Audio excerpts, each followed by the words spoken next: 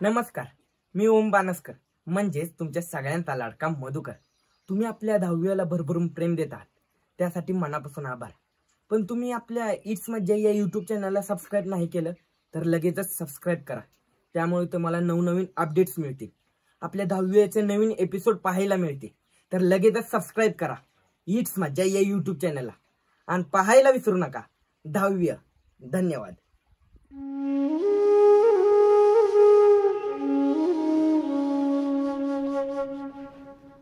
पल्ले, मला बाकीच्यांचं काय नाही, पण या मधन किरण्याचं लय अवघड वाटते बघ. अगं नुसतं इन्स्पेक्शन आहे कळलं, यांची पळापळी झाली. बोर्डात काय करताल? ए गपकी, आधीच ब्या खाल्लंय आणि आता तू अजून ब्या घालू नकोस. आणि तुला काय जाते बोलायला? तुम्ही लगीन करून जाल, संसार कराल, जमलं तर काम कराल, पण काम केलंच पाहिजे असं काही नसणार ना. नाहीतर आमचं फादर आत्ता बसलं म्हणतंय पास झाला तर 11वी, नाहीतर सरळ कंपनीत जायचं कामाला. चुलत्याचं पोरगा आहे तिकडं, ते बी 10वी नापास झालं होतं. तरी बी त्याला मिळालं काम. अरे गोदामात ट्रकात पुती भरायला आणि खाली करायला कशा लागते 10वी नापास तरी? जाईल त्याला काम आहे, खाऊन पिऊन 8,000 पगार आहे बघ. आईला मग त्याचं बरं आहे की. होय ब्या. आता बघ, तू म्हणतो या दाद्यागत 15वी शिकणार आहेस, म्हणजे अजून 5 वर्ष, म्हणजे तवर त्यो 8 गुणिले 5 म्हणजे किती क्या? 12 पंचे 60, 60 गुणिले 8, 8 48, तिकडचं 0, 4,80,000. बाबो, एवढा पैसा? आईला मग काय उपयोग या शिक्षणाचा? उगाच आपण 10वीचं टेन्शन घेत बसले. अभ्या, आपण एवढं शिकस्तवर तो 4,80,000 पगार घेणार, म्हणजे जवळपास 5 लाख रुपये कमी होणार. वाईट झालं वय. बघ, आपल्याला अजून हेच नाही कळत. ह्यासाठी का नाही गणित चांगलं पाहिजे आपलं. आता बघ, मी 15वी केली, नाहीतर एखादा चांगला कॉम्प्युटरचा कोर्स करून का नाही एखादी नोकरी शोधली तर नाही म्हणलं तरी मला 30,000 चांगला पगार मिळेल. आता तू सांग मला, 5 वर्षाचा हिशोब किती झाला? 30 गुणिले 60, 1800, आणि हिकडचं हे 0, 18 लाख. हा, आता वजा 4,80,000 म्हणजे 13,20,000. हा, म्हणजे त्यानं कमवलेलं ते वसूल करून आपण 13,20,000 रुपये कमवलं. हा, आणि पगार 30 नसेल तर? अरे पगार 20 असला तरी त्याचा तो पटच कमवणार ना. म्हणून का ना आपल्याला आत्ता इथं शाळेत मेहनत घेतली पाहिजे, म्हणजे आपल्याला तिकडे कामावर जास्त कष्ट करायला लागणार नाही. त्याचं कष्ट बी आहेत महत्वाचं, पण त्यानं का नाही आधी मेहनत केली असते, अभ्यासावर कष्ट घेतलं असतं तर त्याला तेवढं कष्ट घ्यायलाच लागलं नसतं. आणि हे बघ, आपण जे बी काम निवडतो का नाही ते आपल्याला आयुष्यभर करायचं असतं. मग मध्ये तूच बघ, आयुष्यभर ती पोती उचलून, ते वजी उचलून तुझं काय हाल होताल? आईला खरंच र, विचार करूनच अंगाव काटा आला. ती वजी उचलण्यापेक्षा ह्यो अभ्यासच सोपा आहे. हो तर काय बी झालं तरी नापास होणार नाही. मी बी अभ्यास करील, तिकडे भावाला करते काय करायचं आहे ते. असं 1-2 दिवसात वाटून कोणी पास होत नाही, त्याला वर्षभर अभ्यास करायला लागतो. तुझ्या नाकाव टिचूनच पास होतो का नाही बघ. वर्षभर केला नाही, पण आता इतका अभ्यास करणार पाक पुस्तक फाटलं तरी चालेल. हे बाबा, एवढा बी अभ्यास करू नको. पुढच्या वर्षी 10वीला जाणाऱ्या पोरासनी पुस्तकं द्यायच्यात माहित आहे ना. हो लागा, ते शंकर तर आत्तापासूनच मागं लागले. अजून परीक्षा झाली बी नाही तरी बी म्हणतोय माद्या काय बी करून तुझी पुस्तकं मलाच द्यायची. कारण त्याला माहित आहे ना, जो कवा पुस्तकच उघडत नाही त्याचीच पुस्तकं नवी राहतात. हे असलं बोललीस होय. लगीन करून त्या काळ्यावर गेली असतीस ना तर बरंच झालं असते. ए माझ्या, हे असलं काय बी बोलतोस का नाही म्हणून तुला कोण कधी मदत करत नाही. का? ती मला बोलत होती तेव्हा काही कानात बोळ घातलेलं होय. आब्या का डब्या कर, मग तुला जे करायचंय ते कर. रेशमे ऐक की, हे घे पुस्तक आणि मला कुठला बी प्रश्न विचार. ए ते तिला.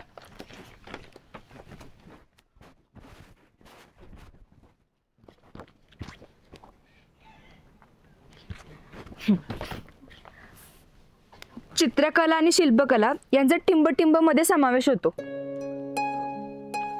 दृगकला. बरोबर. दुसरा प्रश्न, मथुरा शिल्पशैली टिंब काळात उदयाला आली. कुशाण. बरोबर.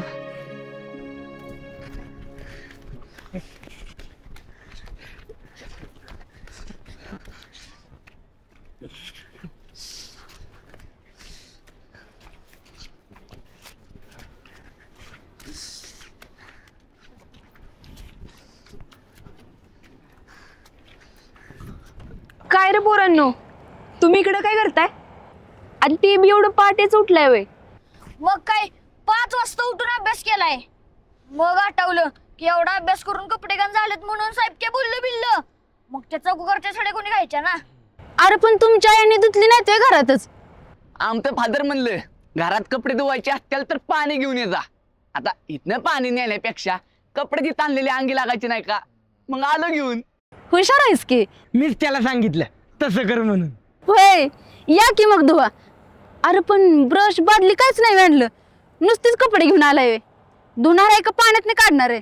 आम्ही कशाला धू? तुम्ही धुवायला आलाय कळलं म्हणून आम्ही आलो होतो. मग तुमच्याकडे आहे की सगळं. वा रे वा, म्हणजे आई ती कपड्यातून मिळतील म्हणून आलाय वे. वा घरी बघ आब्या, तरी तुला म्हणलेलं का नाही आपल्याला जमतील तशी कपडे धू. पण तूच म्हणलास रेशमन पल्लवी आपल्याच आहेत, देतील कपडे धुवून. मग दी की माकडा, मी काय नाही म्हणलं वे. आणा इकडं.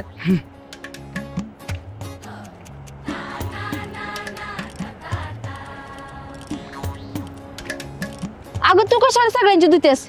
मी आहे की, मला द्या अर्धी. आता कशाला, राहू दे की. तुझी राव देच, तू द्या रेशमीकडं. मी किरण्याची निक्याची धुते. आब्याची ती त्याची कोणाला दिल का? आब्याची कपडे रेशमीच धुणार. आणि वैर पोरांनो, तुम्ही फक्त शर्टच आणलेतोय?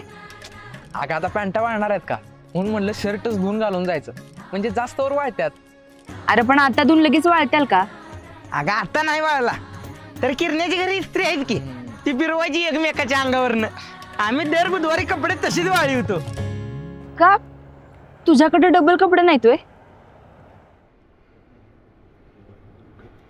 आता कमी होणारच एक काय म्हणल्यावर कपडे तरी कसे डबल असते.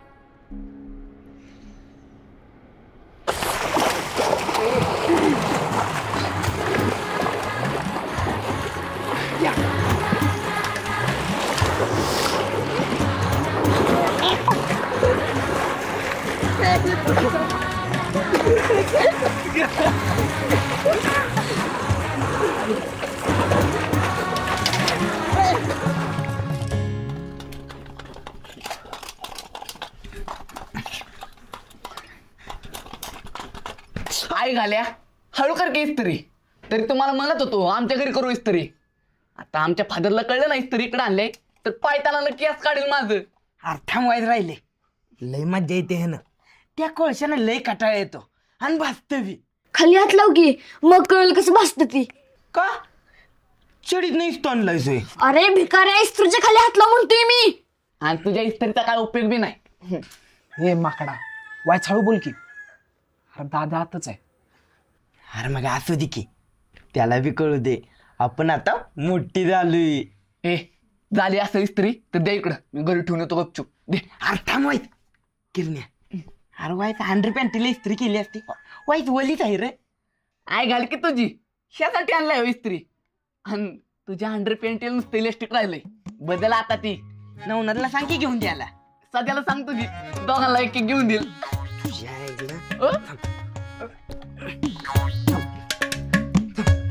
ए मध्ये गप. अरे बाजल.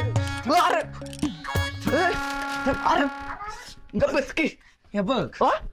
अरे ठीक आहे, मला तर कवा कवा असं वाटतं का नाही आपण किस्ता बी अभ्यास करू दे, आपण किस्ते बी हुशार असू दे, पण या माकडांच्या गुणामुळे का नाही आपल्याला बी मार खावाच लागणार आहे. मला तर विश्वास आहे खावाच लागणार आहे. अरे अरे आज ते का नाही काय बी प्रश्न विचारतात, विचारलं का नाही असं घाबरू नका. म्हणजे असं उठून नमस्ते. बसा. वा वा वा वा, आज अगदी चापून चुपून. हा नाहीतर तुमचे किळवांदे तोंड बघून दिवस वाईट जायचा. ए लय तोंड आलं रे. अरे हिंमत असेल तर वर तोंड करून बोल की. हे सुन्या तुला म्हणतात ते. ए तुलाच म्हणतोय मी. आर तुझी जुनी सवय आहे आधी करायचं आणि मग मागं बघून बोलायचं.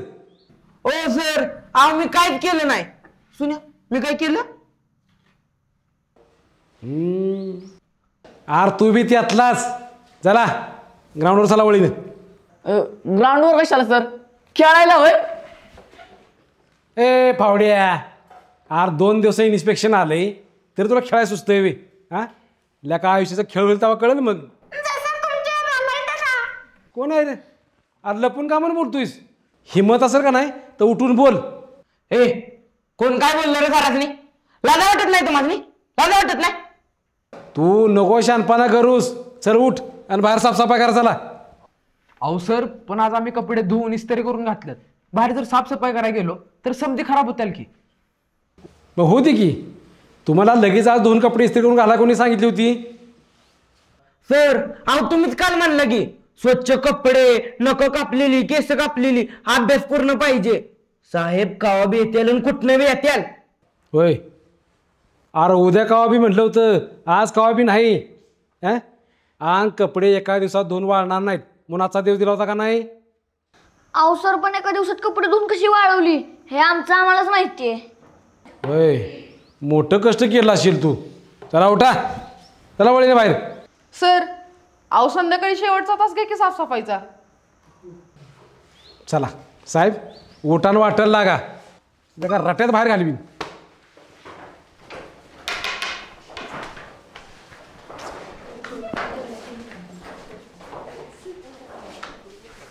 अरे चल की पाठदिशी, खेळायचं म्हटलं की तांगड्या लगेच उड्या मारतील.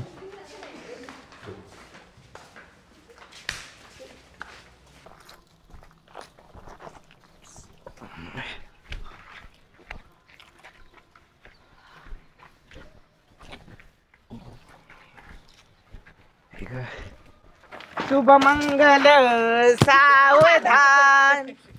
आई घाल की मादिया, कपडे घाण होत्या ती. मग कपडे काढून काम कर की. तू काढ आधी, मग मी काढतो का नाही बघ. ए माकडांनो, एकमेकाच्या अंगावर कचरा न उडवता काम करा की व्हायचं. अरे ह्यासनी कुठलं काम सरळ करायचंच नसतं, काय माकडत जात्यात. ए विपले, तो कचरा उचलून ने जा. ए सुन्या गाण्या, दोघं बिकड्या, बघा इथे जास्त पाला पडलाय, तो साफ करा. तुझ्या का बापाचा नोकर आहे तू ती? हा ए स्कॉलरशिप आब्या, तुझ्या लाडक्या मध्याला सांग, नाहीतर परत हाडका मोडलीस म्हणून याचा नाही माझ्याकडे विचारायला. ए अरे तू त्याची हाडं मोडीस तर आम्ही गप बशील वय? अंगात कापूस राहील का? रक्ताचं पाठ वाटेल शाळेच्या ग्राउंडवर. गणेश शेठ तुम्ही राहू द्या. अहो बोटाला काटा टोचला का नाही, रक्त बघितलं तरी तुम्हाला चक्कर येते. आणि कशाला रक्ताचं पाठ? अभ्यासातलं काय पाठ होतं का ते बघा, उचला. तुम्ही असं मला मागं वाटता, नाहीतर मी कावाच पुढे गेलो असतो. ये बरं पुढे, मुंडी इथं मुरगाळतो का नाही बाई? ए तुझ्या आई, समद्यांनी शांत बसायचं बरं का, नाहीतर समद्यांची नावं सांगेन कुरकुटे सरासनी. नाहीतर काय. माद्या, समद्यांची म्हणजे कळतं ना तुला?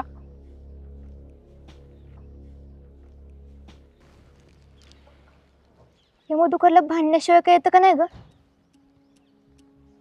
मनाला चांगलं आहे ग त्यो, आणि दोस्तांसाठीच भांडतो. होय, दोघींकडे दुसरा कुठला विषय नसतो बोलायला. नाहीतर काय, अभ्यासाला येतात काही हसलं करायला कुणाच ठाऊक.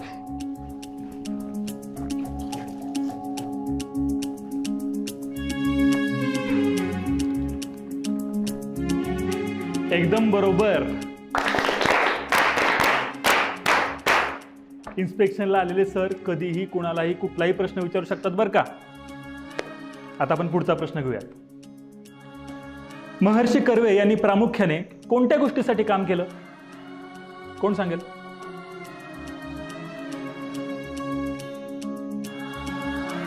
अख्ख्या वर्गात फक्त एकच हात वर. काय अभिजित, विकास, इकडे केवढा? असो, सांग रेश्मा. सर, महर्षी कर्वेंनी प्रामुख्याने स्त्री शिक्षणासाठी काम केलं. त्यांच्या लक्षात आलं की आपल्या देशाला स्वातंत्र्य तर मिळालं, पण संपूर्ण स्वातंत्र्य नाही. या देशातील स्त्रिया जोपर्यंत गुलामगिरीतून बाहेर येत नाहीत तोपर्यंत संपूर्ण स्वातंत्र्य असं म्हणता यायचं नाही. त्या काळी स्त्रिया गुलामगिरीलाच आपला दागिना मानत असत, म्हणून त्यांना त्यांच्या स्वातंत्र्याची जाणीव करून देण्यासाठी शिक्षण ह्यो एकमेव उपाय त्यासनी वाटत होता. कारण त्यांच्या लक्षात आलं आपल्या देशात स्त्रियांना देव म्हणतात पण मानत नाही. म्हणून त्यांनी जुन्या रूढी परंपरेला विरोध करत स्त्री पुनर्वसन आणि शिक्षणासाठी काम केलं. वा, अतिशय मुद्देसूद आणि समर्पक उत्तर. टाळ्या. पण रेश्मा, एवढं सगळं लक्षात कसं राहिलं? कारण सर एवढ्या अवघड काळात बी ते स्त्री शिक्षणासाठी उभं राहिलं. महर्षी कर्वे, महात्मा ज्योतिबा फुले, सावित्रीमाई, डॉक्टर बाबासाहेब आंबेडकर यासारख्या अनेकांनी स्त्री शिक्षण आणि समानतेसाठी केलेलं काम कुठल्या स्त्रीनं कवाच विसरलं नाही पाहिजे सर. माझ्यासारखीनं तर कवाच नाही, जिने हे समज भोगले. पण सर आजच्या काळात एका महर्षी कर्वेंची नाहीतर महात्मा ज्योतिबा फुलेंची गरज आहे. कारण आता बी आमचं शिक्षण अर्धच राहिलं तर आम्ही स्वातंत्र्यात आहोत असं म्हणता यायचं नाही. तुला आता ज्योतिबांची वाट बघायची गरज नाही. स्वतः सावित्री होता आलं की झालं. पण रेश्मा, तुझ्यासाठी तुलाच लढावं लागेल. बाहेरचे काय एका दिवसासाठी येतील, पण रोजचा संघर्ष तुलाच करावा लागेल. केलाय सर आणि करत राहील. कारण आपण काय आहे आपल्या हातात नसते, पण आपल्याला काय व्हायचं आहे आपण ठरवू शकतो. हे कळलंय मला. रेश्मा, तुझं हे ऐकून खूप बरं वाटलं. थोर पुरुषांचा वापर केवळ राजकारणासाठी नाही, तर त्यांच्या विचारांचा आदर्श आपल्या जगण्या वागण्यात घेतला पाहिजे. हे इतकं साधं आहे जे तुलाही कळतंय, ते राज्यकर्त्यांना का कळू नये? असो. पण रेश्मा, मी आज अभिमानाने सांगेन की तू माझी विद्यार्थिनी आहेस, जिने फक्त धडा परीक्षेपुरता वाचला नाही, तर त्यावरून आयुष्याचा धडा गिरवलाय. बसा. पुढचा प्रश्न बघूयात. नीट आहे का? तू निघालास तेव्हा काळोखाचं राज्य होतं. सूर्यफुलांनी पाठ फिरवली होती. मळवाट्याने जायचे नाकारलेस तेव्हा खाच खळग्यांनी तुझं स्वागत केलं होतं. मला सांगा, कवीला नेमकं म्हणायचं काय? कोण सांगेल?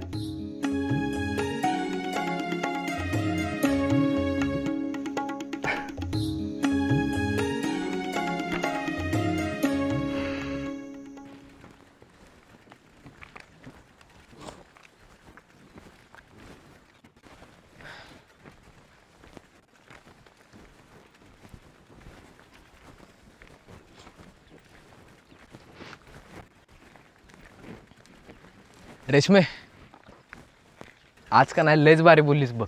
मी का नाही पहिल्यांदाच तुला असं बोलताना ऐकलं. अरे शिकवलं तेव्हापासून पुन्हा कवा वाचायला बी लागलं नाही. पण अभ्या, जेव्हा सर हे धडा शिकवत होतं का नाही, तेव्हा त्यांच्या एका एका वळीला माझ्या जगण्यातला एक एक दिवस आठवत होता. त्यामुळं का नाही समजा ध्यानात राहिलं. पण वय रे अभ्या, आज पहिल्यांदा तुला माझा अभिमान वाटला असेल ना? नाही, असं का म्हणतास? लयदा वाटलाय. पण अगं, तुझं असं काय पुस्तकातलं जास्त पाठबीट नसतं ना? नसतंच, कारण मी पाठच करत नाही ना. मला समजून घ्यायला आवडतं, पण इथं कोण मला समजून घेत नाही. तू सांगितलंस तर घेणार ना समजून. समजत सांगायचं म्हणल्यावर तू समजून काय घेणार? ए गे बसा. काय बोलताय ते तुमचं तुम्हाला तरी कळतंय का? आमासनी चांगलंच कळतंय. तुला कळणार म्हणून तू वैतागतोयस. मग आम्हासनी कळेल असं तरी बोला की. राहू दे, त्यापेक्षा आम्ही बोलतच नाही ना. हा, तेच बरं होईल. होय माद्या, आता उद्या पुन्हा कपडे दोन्ही इस्त्री करून घालायची होय. आता मळल्यातच तेवढी तर. तरी त्या कुरकुट्याला म्हणत होतो कपडे मळत्याल सफाई नको, तरी ते ऐकतंय वय. हो तर काय, आता सगळंच आपण करायचं म्हणल्यावर त्या मोरेला काय नुसता खांदावर उभा ठेवलाय वय. आता त्याला बोलून काय ते कपडे धुवून देणार आहे का? आपल्यालाच धुवायला लागणार आहेत. त्यापेक्षा आपापल्या मनाची तयारी करा. मी काय म्हणत होतो रेश्मा, कामापुरता मामा आहेस तू. अजिबात कपडे बिपडे धुवून मिळणार नाहीत. आब्या सांग की लागा तिला. नाही बाबा, आम्हाला कोणतरी बोलू नका म्हटलंय. अरे यो किरण्या म्हणलाय. बरं ऐक, रेशमीला कपडे धु एवढंच म्हण. रेशमी ऐक की, ह्यांची कपडे का नाही अजिबात धुवू नकोस, यांच्यांनाच धुऊ देत. पल्ले माझं तर नाव बी काढू नकोस. एक वेळ आब्याची निक्याची धुईन, पण तुमची नाही. नको बल्ले, आमची बी नको. आमची बी कपडे आमच्या आमासनीच धुऊ देत. तुम्ही कराल ते आम्ही, आणि आम्ही करू तर तुम्ही केलं तर स्त्री आणि पुरुष समानता म्हणता येईल ना. आहे का ना रेशमे? एकदम बरोबर. हा. पण आब्या, तू म्हणत असशील तर तुझी देते धुवून. अगं नाही, नको रेशमे. नियम का नाही सगळ्यासनी सारखं पाहिजे. पण का नाही आता या कपड्याचं काय नाही, इन्स्पेक्शनची जरा काळजी वाटते बघ.